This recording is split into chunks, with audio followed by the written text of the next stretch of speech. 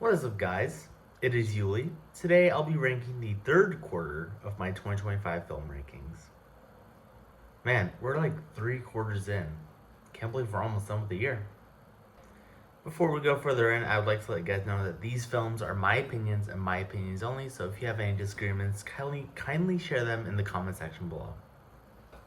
And I would like to take this time to put a spoiler warning, so if you haven't seen any of these movies, now would be a good time to hop off this video. Before we start the ranking, please be sure to subscribe and ring the bell so you don't miss out on a new video heading your way. The tiers for this ranking video are Oscar Gold, meaning the film is great and deserving of an Academy Award. Pop culture, meaning the film was good, but it's only worth remembering through TV and social media. It's alright, meaning the film wasn't good or bad, it just needs improvement. Don't bother, meaning it's not really worth watching. Hot garbage, meaning, wait, hold on, Snow White was good all of a sudden? What are you talking about? Alright, let's start this third quarter conversation, shall we? Because I can't wait to talk about it. First up is K-pop Demon Hunters. Now, it's really a shame that I didn't get to kick off the third quarter watching Superman, but trust me, this is going to be a great one. Now, this is everything an animated film should be. Original and authentic and catchy. Pixar should start putting some Oscar Gold material into hoppers because Elio flopped and this looks like it'll beat Elio.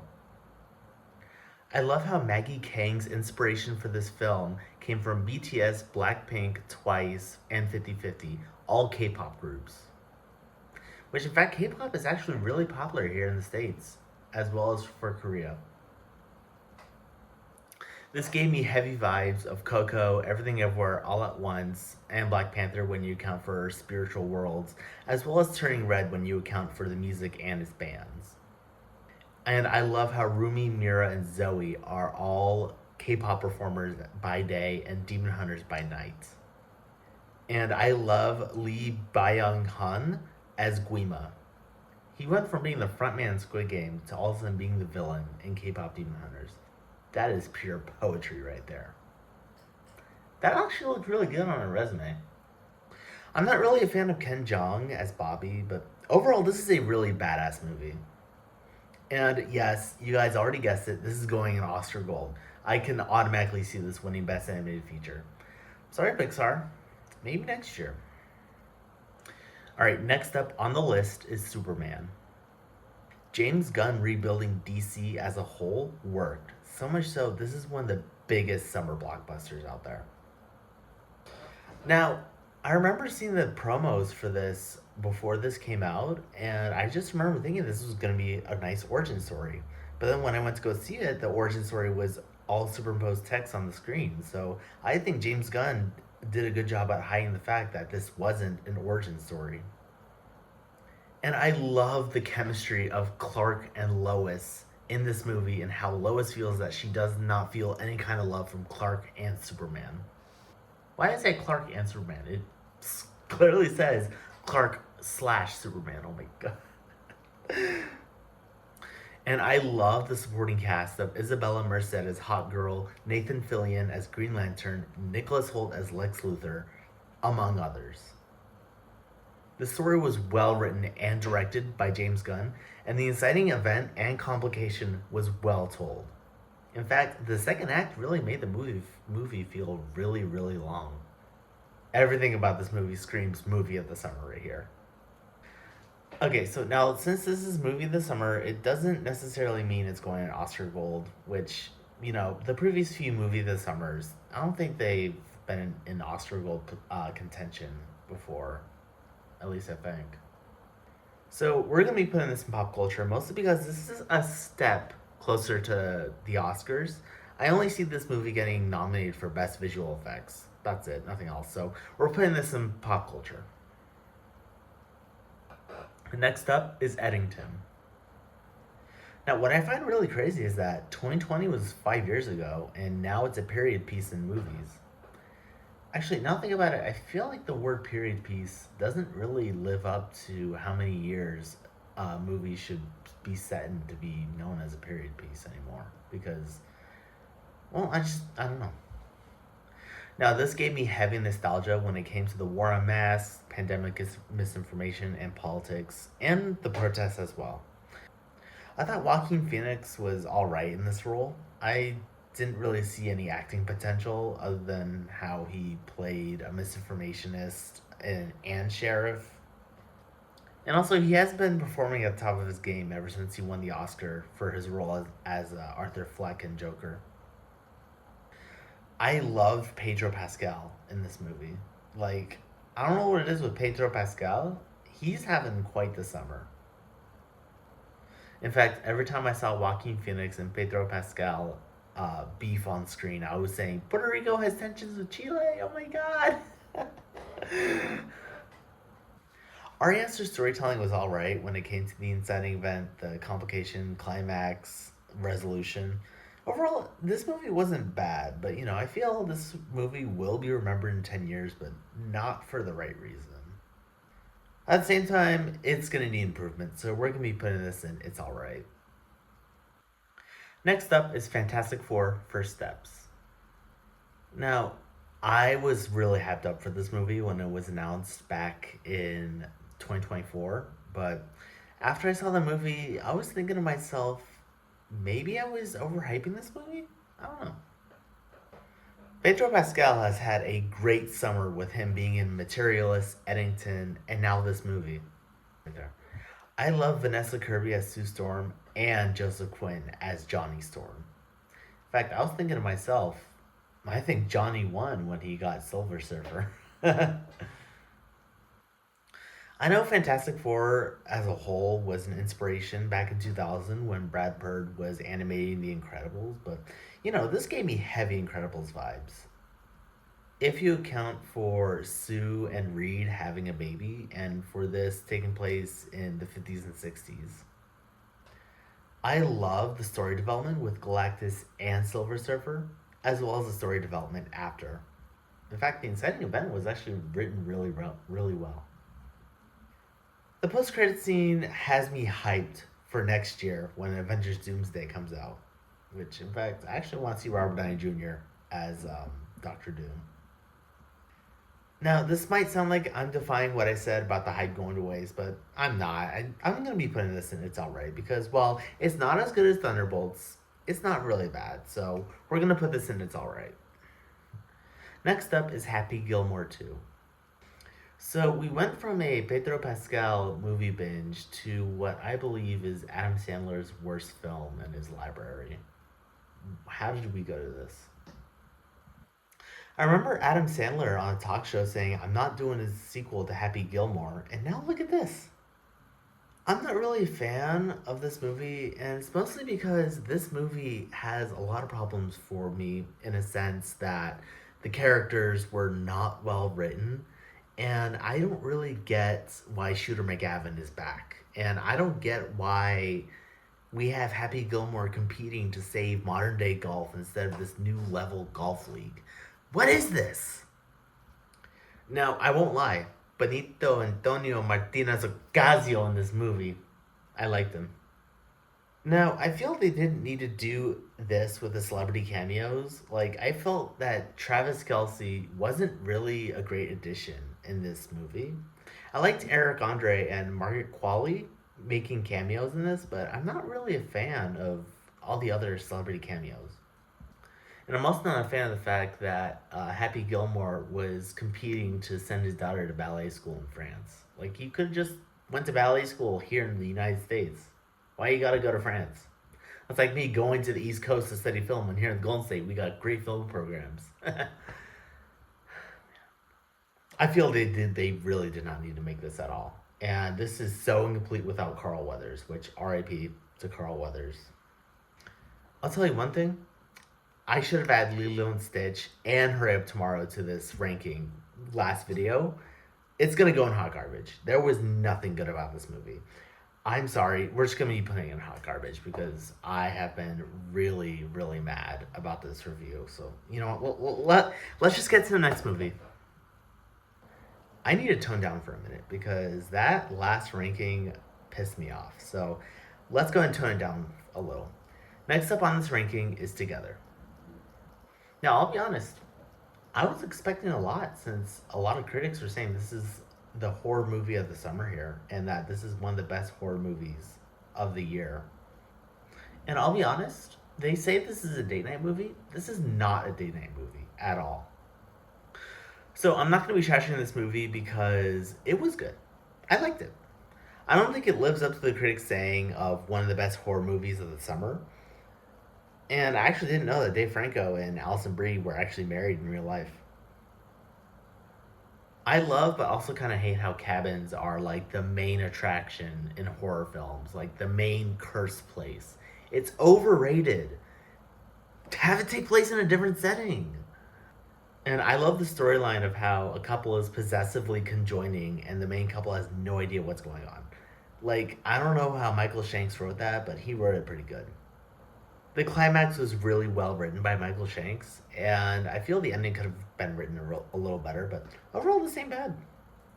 I know I said some things that might put this in It's Alright, but we're not going to be putting it in It's Alright. We're going to be putting it in pop culture, and it's mostly because I thought this was really well written, and I think that pop culture is going to remember this movie forever. And it had some really funny and scary moments that we'll all remember. So we're going to be putting this in pop culture. Next up is The Naked Gun. When I heard this got greenlit, I said to myself, why we get another remake? Like, aren't we done with the remakes already? 37 years after the original with Leslie Nielsen, we get a comedy gold remake from the likes of Liam Neeson, Paul Walter Hauser, and Pamela Anderson. Which, now saying it, Paul Walter Hauser is actually having a career year. I love how Kiva Schaffer took sayings like in hot water literal. Like, I'll forever laugh at that. And I also love how he took sparkling water literal. Like, I'll also laugh at that. I also found it really funny how Liam Neeson was in an EV. And since I'm from the Bay Area, it gives me heavy vibes of going to San Francisco and seeing Waymo cars on the street. And I love the cabin fever scene with the snowman. After all, I do not want to build a snowman after that.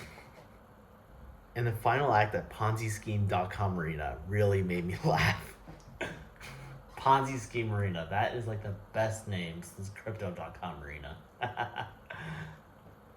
Everything about this movie screams a great remake. Now, obviously, this isn't Oscar Gold because, comedy movies like these are only recognized as pop culture movies. So we're going to be putting this in pop culture. Next up is The Phoenician Scheme. Now, don't get me wrong. I love Wes Anderson, but this film might have been overhyped. I love the storytelling of Zsa Zsa Corda and how he's a wanted fugitive. And I love how Wes Anderson and Roman Coppola wrote the characters of Bjorn and Sister Liesel. And I love the addition of Tom Hanks as Leland and Bryan Cranston as Reagan. I also love the heaven sequences with Bill Murray. Which, now think about it, I feel like Bill Murray is in every Wes Anderson film. Maybe. I like Rupert Friend as one of the villains in this movie because I feel that he is a great villain for any kind of movie.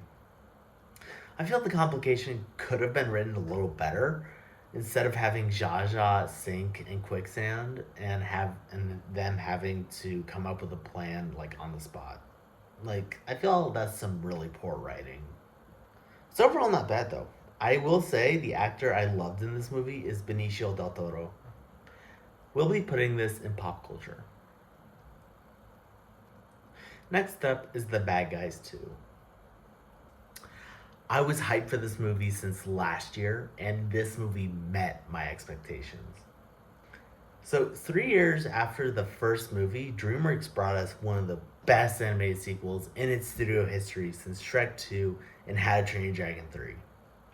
And I still love Sam Rockwell and his ragtag group of criminal friends continuing their story. Which, give it, I love how they turned good, and then all of a sudden, turning good, they just became poor. And I love the additions of Natasha Lyonne and Maria Bakalova, as well as Danielle Brooks, who provided a great villain in this movie. And I love the exposition of Tarantula's origin story to the beginning of the crime group in this movie. The plot is really well written, the art style is great, everything about this movie is golden. And yes, you probably guessed it, we're going to be putting this in Oscar Gold. Next up is Freaky Tales. Now, I remember seeing the trailer for this one back in April, and I unfortunately missed out on it because Regal kept showing me midnight showings, and I was really confused about it. But I guess that's really independent film in general. I don't know. As a person living in the East Bay, 20 miles outside of Oakland, this gave me heavy vibes of Kill Bill and Pulp Fiction.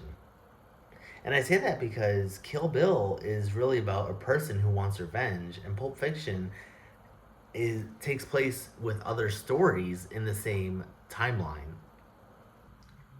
And I love the appearances of Oakland natives Tom Hanks, Angus Cloud, R.I.P., Too Short, and Marshawn Lynch. I also love how the important character is a player for the Golden State Warriors, but he's also an assassin for a side hustle. And this is another Pedro Pascal film that I love. Now, you guys might be guessing I'm putting this in Oscar Gold. No, I really feel that Ryan Fleck and Anna Boden really need to write this a little better to be nominated for an Academy Award. So we're going to be putting this in pop culture. Next up is Weapons. Now, I remember seeing the trailer for this film, the teaser trailer, and I just remember being like, this looks very interesting. And I'll tell you one thing, Warner Brothers is having a studio year right now with Minecraft movie, Sinners, F1, and now this movie. Quite the theatrical run, huh? When I saw this in the theater, I was thinking to myself, maybe these are like ghost children coming back to haunt people? And then after watching this movie, I really love the storytelling of voodoo possession.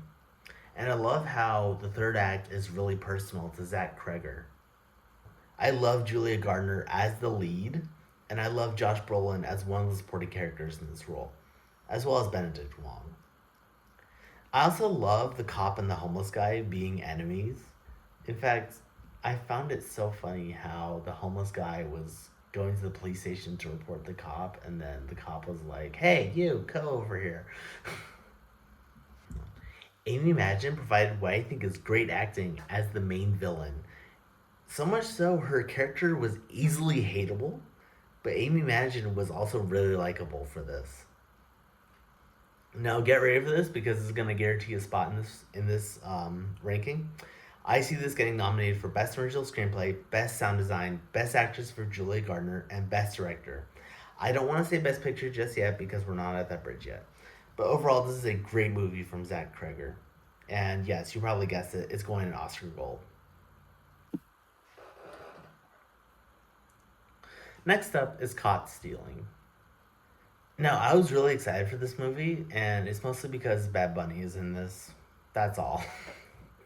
Now, 3 years after The Whale, Darren Aronofsky made an alright movie here. And going into this movie, I kind of had some high expectations given that Austin Butler is in this and he's having a career year as well. So, and I also kind of had high expectations since the San Francisco Giants were also mentioned in this. Bay Area representa!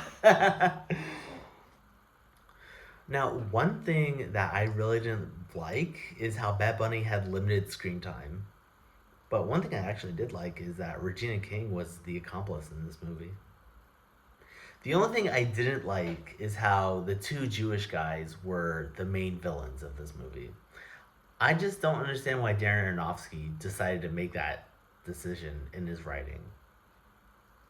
I thought the ending was a little weird how Austin Butler ran away to what looks like the Pacific Islands to just hide away from the law, and how Laura Dern, his mother, got a weird package.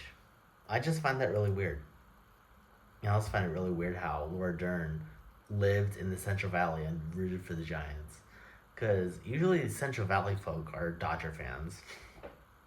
I'm not in the topic of sports right now. I'm in the topic of movies. Overall, it's an alright movie, but I feel that this is also like a seatbelt PSA because this had a lot of seatbelt deaths. And I don't think this is as good as Black Swan, The Whale, and Requiem of a Dream, so I can't really compare it to those. We're not going to put it in pop culture, mostly because this movie will need improvement with its story, so we're going to be putting it in It's Alright. Last movie to review is The Long Walk. I'll tell you one thing, Stephen King novels are goated on screen, but it gives you like heavy anxiety. Now, as I said earlier, Stephen King novels are classics on the big screen. I remember seeing The Monkey, just laughing my ass off watching it, and now I've seen this, it's even better. But this gave me like heavy anxiety. I love Mark Hamill as the leader of this competition. This gave me heavy Squid Game vibes, and I can completely see Mark Hamill as the front man.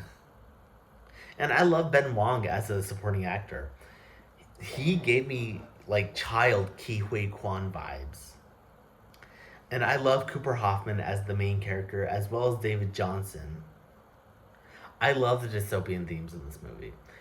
And I find it a little weird, but I saw this letterbox review that said we shouldn't let Mr. Beast see this because he's gonna get ideas from this.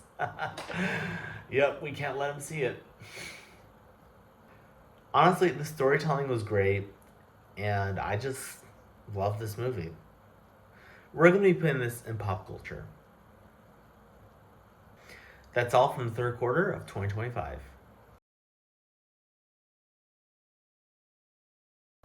Now, I'm glad I saw less films than the last quarter, which I actually find pretty impressive. But I am really bummed that I did not get to see one battle after another. But as of the time of making this, I'm going to be seeing that movie on Friday. So I'm hyped. I can't wait to talk about it in the next quarter. I also did miss out on Bring Her Back, but as of the time I'm making this, it's on HBO Max, so I can't wait to review that also. And as of the time I'm making this video, I cannot wait to talk about The Smashing Machine, Tron Ares, Springsteen Deliver Me From Nowhere, Eternity, Wicked for Good, Zootopia 2, just to name a few movies. So let's lock in for the fourth quarter. Thank you guys for watching. Comment, like, subscribe, and ring the bell so you don't miss out on a new video. Follow me on Letterboxd and Instagram. I'll see you guys in the next video.